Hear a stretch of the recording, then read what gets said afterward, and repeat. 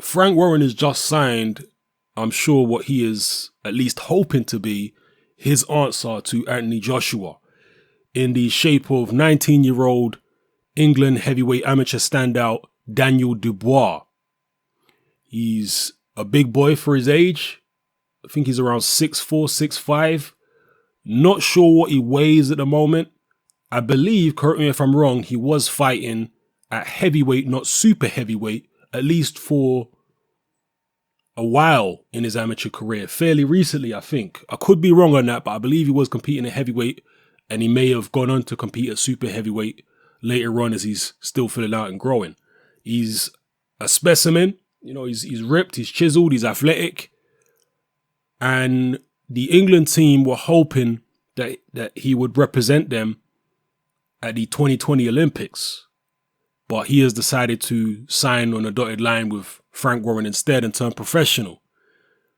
I'm one of those kind of people who favors turning pro over staying an extended amount of time in the amateur program. I just feel as though amateur boxing is not going to give you as much as professional boxing can give you, as long as you sign with the right people and you're on the right platform, so you get taken care of. Professional boxing can give you a lot more. And at the end of the day, when you're in the amateurs, you're just going to be waiting around, basically. Yeah, you're fighting, you're gaining experience and what have you, but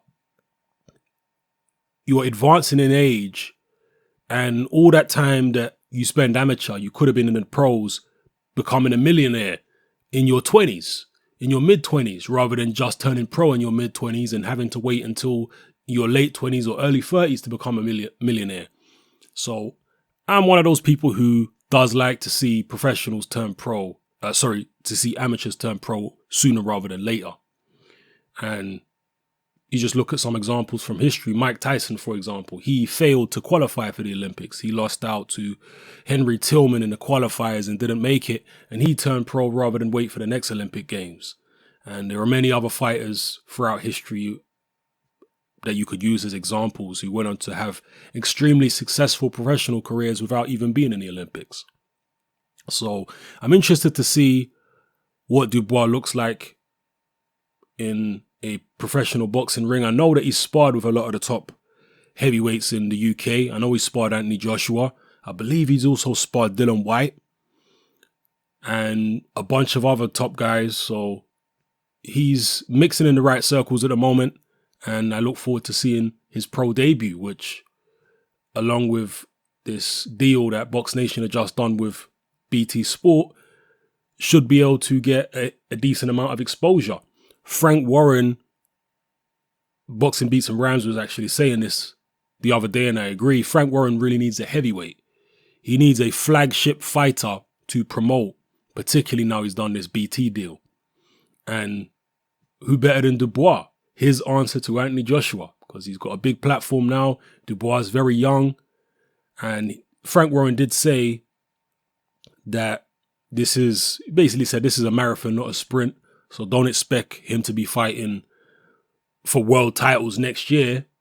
Frank Warren, to his credit, and yes, I have been quite a big critic of Warren over the years in terms of him as a person and the way that he deals with people and deals with fighters.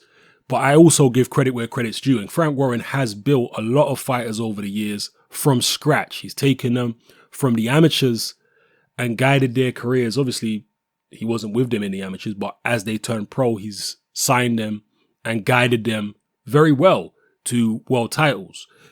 One recent example was Billy Joe Saunders. He signed Billy Joe Saunders, I think, straight out of the amateurs, and he guided him to a world title.